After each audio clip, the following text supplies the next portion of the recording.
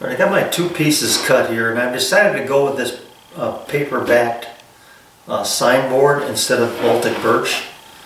I don't know that I'll be using this jig all that much, but this is good stuff too. So what I want to look at here is the bend in the plywood. So you can see if I take this and put my thumb on the back here, the warp is going this way. So I want to use that to my advantage when I use this as my backer piece. And I know that if I turn it this way and tighten up the screws in the center, that's going to pull that board flat to my extrusion. Now I can do it the other way. It's going to pull it flat as well, but that means I've got to get those screws way out to the end to do it. And this way I don't have to. I use these ends as my stops basically and pull it tight in the center, which is what I want. So that'll take care of that. And it's probably not gonna pull this, you know, as flat, but I'm not gonna worry about that right now. Then when I look at my 1/2" piece, that's gonna be my adjustable part. The warp in this is minimal, but if there is any, yeah, this one's pretty flat. So I think I'll just put this side out and draw that down with my slots. So the first thing I need to do is, you know, after I built my prototype here, is cut these slots for the bit in both pieces. I decided to take 3/4 out of this adjustable part of the fence, and then 1.25" out of the back. So let's just make that. I've got my blade set to 2 inches here, 2 inches depth, and I'm using my fence as a stop.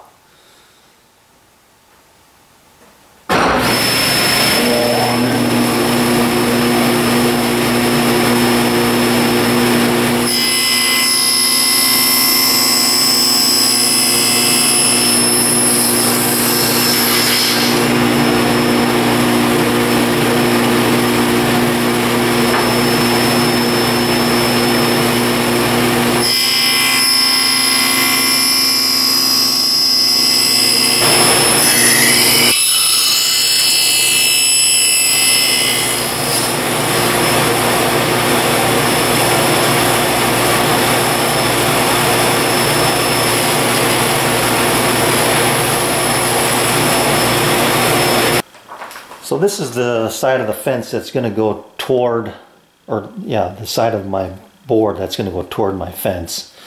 Anyway, you can see that I've got a layout line here, and I took that directly off my fence. That's the top of my extrusion right there. So when I take this cutoff and line it up with that line, you can see I've got this extra amount here. And that's because I've got a T-glide underneath my fence that holds it up off the table, and that's the difference right there. So what I'm going to do is take this line, which I've taken my square and set it to that mark, flip it over, and then measure down from that 20 millimeters and then 60 millimeters. And those will be my center lines for my holes that I want to cut along this, the pattern I want to make along this piece here. Okay, so one here, these two, this one,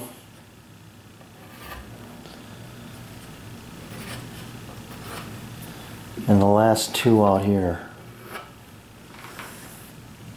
That should be plenty enough to hold this tight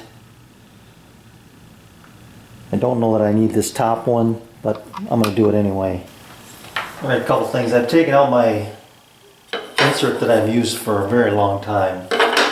Put in a new one here with no center hole in it. That'll minimize tear out on the other side.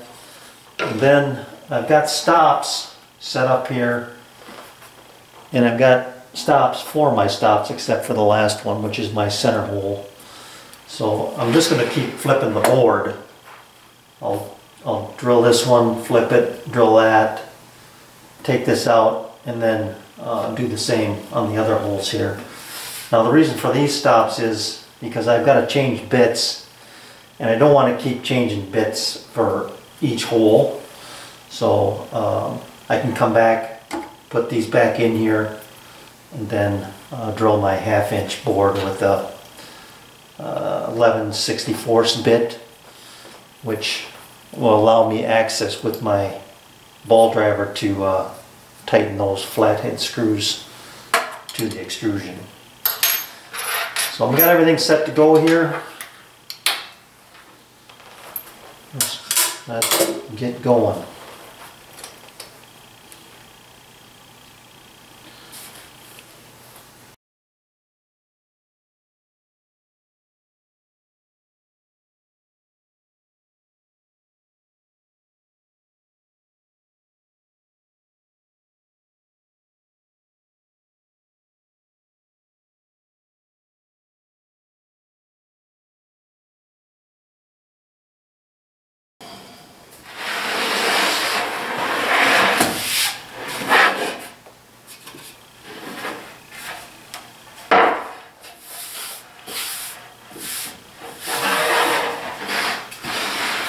Alright, before I forget, I'm going to put an X on this side so that I know that this is the side I started from, and that's the side that I drilled my center hole from.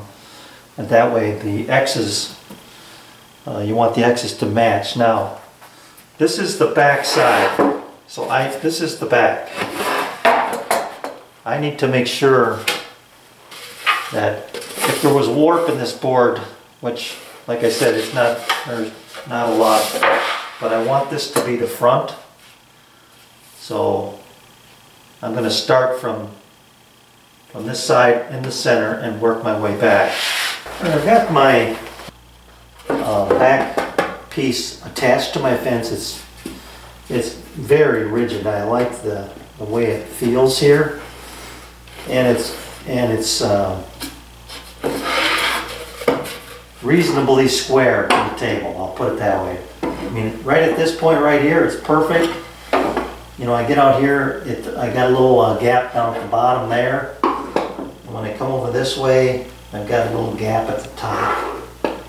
So it's got a little twist in it maybe, but this may help once I get this on there. I'm trying to figure out where to locate my slots, and I think I've got it figured out. When I push down here on the bottom like that, that brings the bottom in pretty good on both ends, and then I get a gap up here that I've got to bring this back. So if I hold this down here like that, so I've got to I'm going to put them in line. I think I'll put one here and one up here, one there and one up here, pretty much right in line. And the middle looks good and tight. I don't know what's going on down here at the bottom. Let me see here once. I think that'll be okay. If I need to, I'll come back and put one in the middle. But for now, I'm going to start with 4 out here. About probably 4 inches or 5 inches in from the edge, and then we'll go from there. And the thing I want to do is keep everything symmetrical here, so that's the best way to do that. So I'll take the T-nuts out of my original one here. I'm going to cut the slots in a similar manner, although I think I'll make these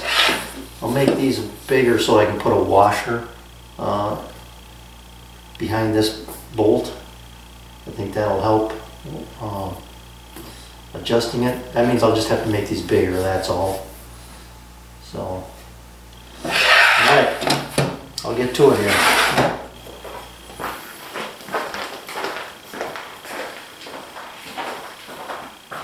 I'm setting up to make these slots, and I registered my holes off of this edge and then, you know, flipped it over and registered off the other edge. So they should be the same distance, obviously, from the edge. But how do you register this 1/4 inch bit, which is what I'm going to make the slot with, to the fence when this hole is slightly larger than a 1/4 inch? You can see I've got pretty good movement there. So the way to get it centered is, before you break down your setup on your drill press, take a piece of scrap, and I just use my old fence, drill a 1/4 inch hole in it, drop that on the bit, bring your fence up to this edge. Now I've got no movement there, and I know that this now is my center line based off my fence. So I'm good to go there. Alright, so the next thing is to determine start and stop points. And for the top slots, which I'll do first, this is going to be my start point, and then I want to bring the slot down this direction. So there's my start point. I got to get a stop here.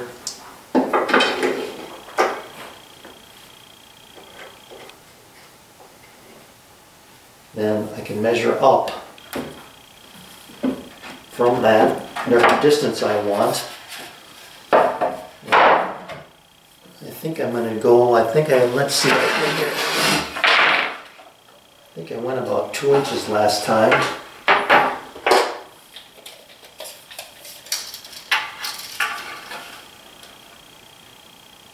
No, 1.5 inches. So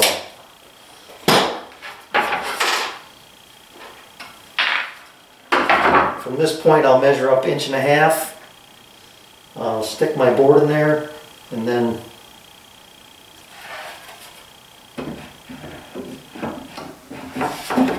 I guess I can use this one. Yeah, there's my start point. My stop point will be 1.5 inches up here. Need another stop. And there's a half.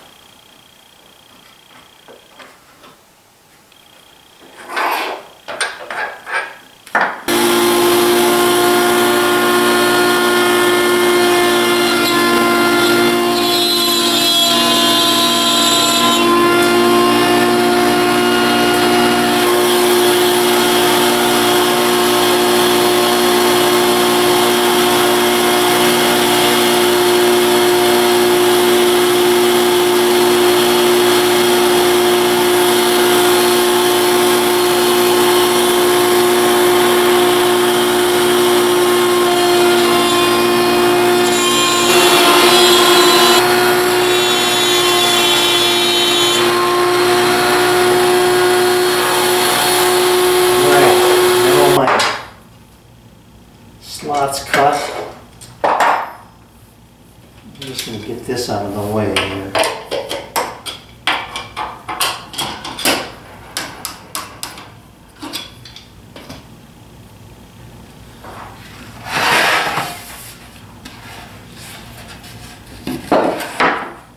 So that's going to go like that, and this will go up here. Like so. That looks like I've got good alignment. I got to install my T-nuts first and get all my nuts and bolts back in here. Let me get all that done, and I'll be right back. Alright, I got my bolts installed with some washers, and the alignment is good. I've got a little over 1.25 inches of capacity here, and then slides down. I suppose I could loosen those up a little bit, probably slide a lot easier.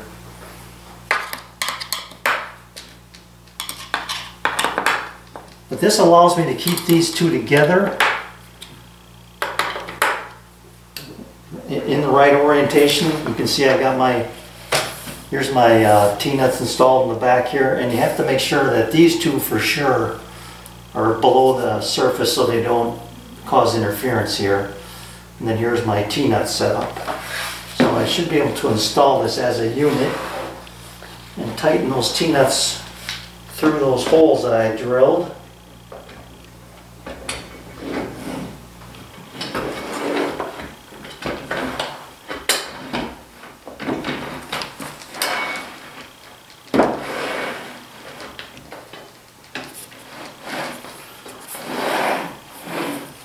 Get this into approximate position here.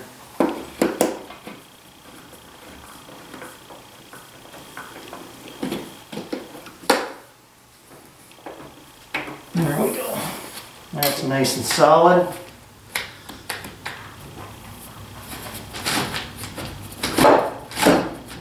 Adjust that for my depth of cut.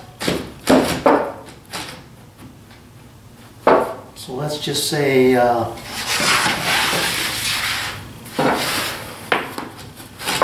that deep, or that much reveal.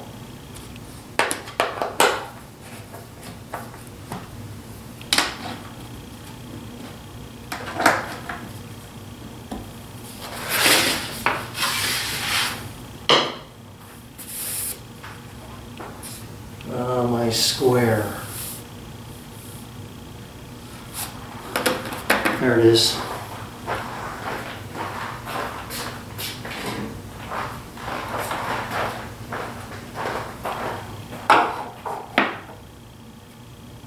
Well, that's beautiful.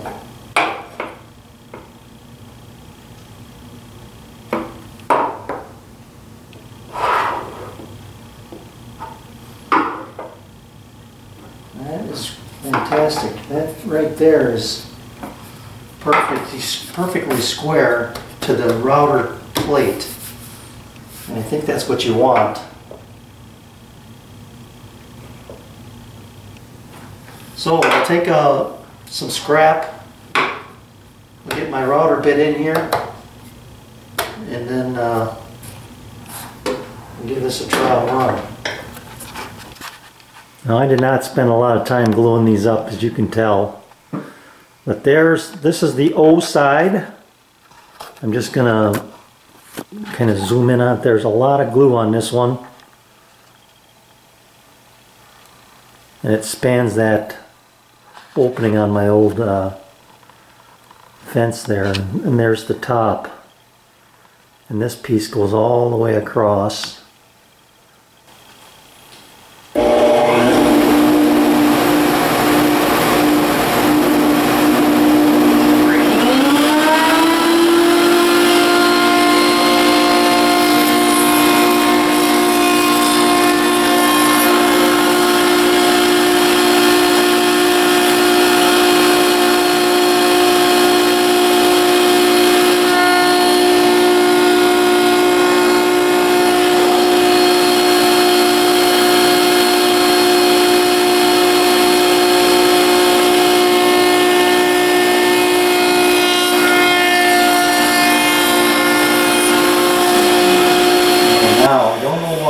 This side, it's skimmed the veneer just ever so slightly. This side is just barely proud, which is what I was looking for.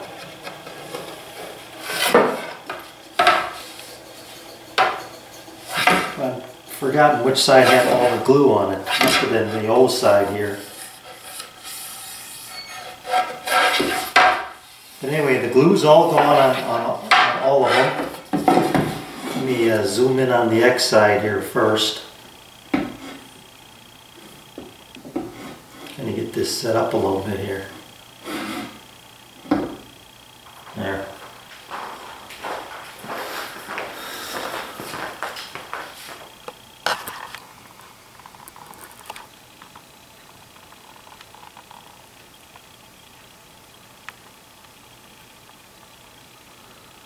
So it looks pretty good.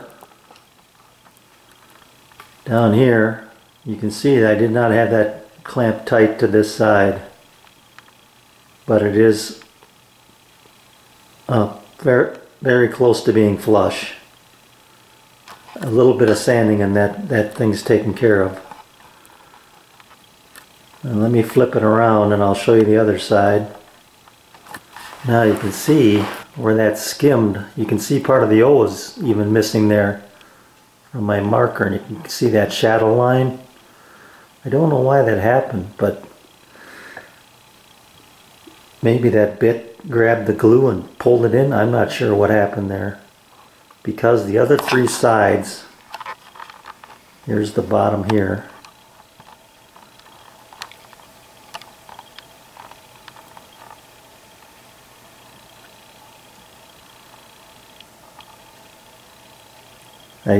I didn't edge this plywood, I just slapped a piece on, and you can see, but it is nice and flush. Let me get my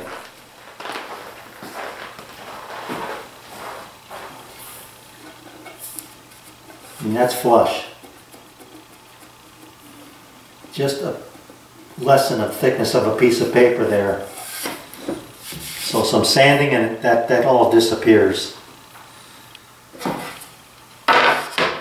One thing I have to take into account is that I had edging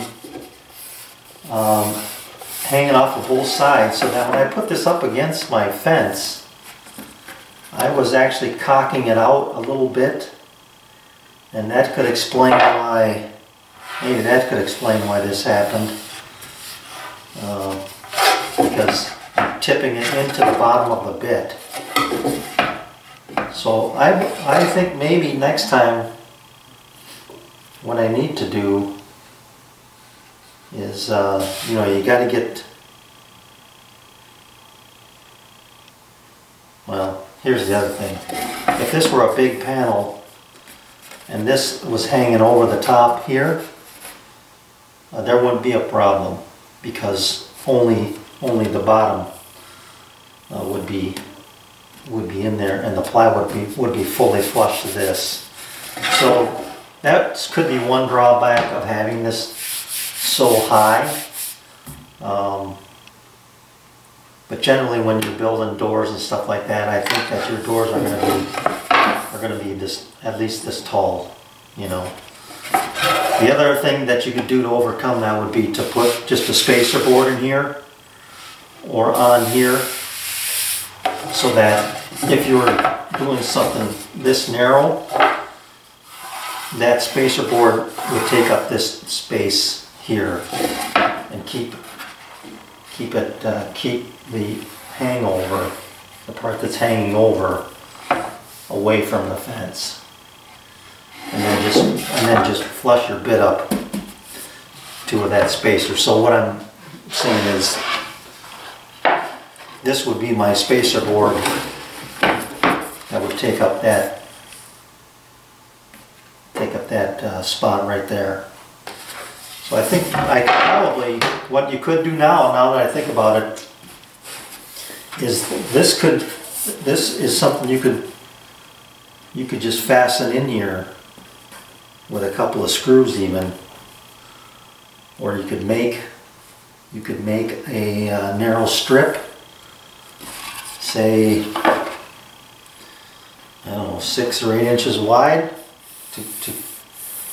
to cover this and take up that space. Alright, I've got my other accessory board done. I'm just going to show you the way this thing's set up. So if I wanted this at 1/4 of an inch, I could come in here, drop in some 1/4 inch spacers, like so. Tighten these up.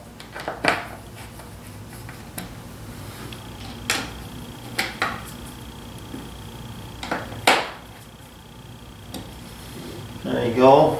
I can get these spacers on in here. Now this backer board has to be tightened first. Otherwise you lose your alignment with these holes.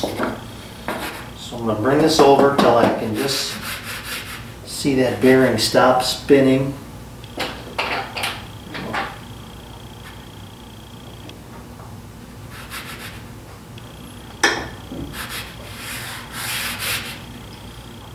Right there, that looks pretty good.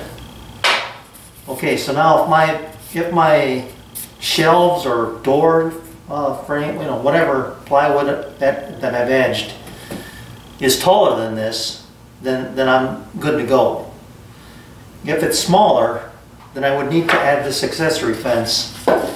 And I'll take these 1/4" spacers again to help me line this up, hopefully.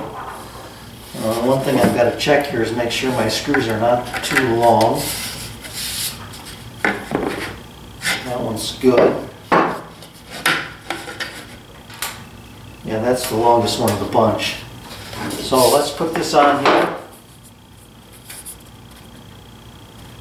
I guess I didn't have to line that up, but come back and do that later. Let's put the short one in the middle here. That caught.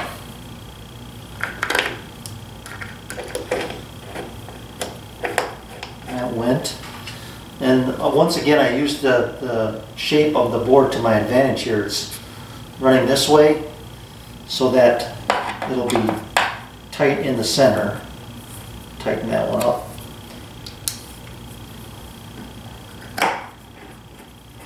And that one caught. That's great.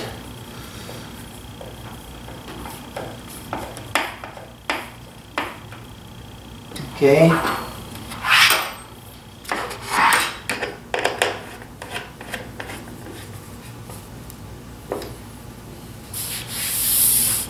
So now I've got a new relief edge up here, and I can do anything that's smaller than about 6.5 inches. And if I needed to, I could cut this back. You know, if you're doing a bunch of whatever, yeah, that's all right. Now I would need to realign this, I guess.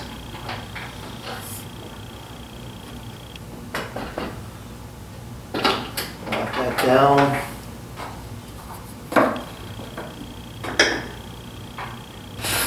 Right there. So now I'd be good to go with a smaller drawer face like I was using before here. Now this is not riding up against the fence like before. So that would be I would use the smaller part of it. You know, you could design it so that you could just bolt it right to the other one, but then you lose that adjustability factor. So it's flush with the one that's adjustable, and once you set your height with this one, then this one will be naturally flush to the bottom. So if I was at 1 inch, this would also be at 1 inch, and then I'd be good to go. So there you go. I think that's a pretty versatile setup for, you know, edge trimming, like I say, plywood edged doors or drawers, anything like that. So looking forward to using this thing. That'll be nice. And then this is the perfect way to store it. It's all together.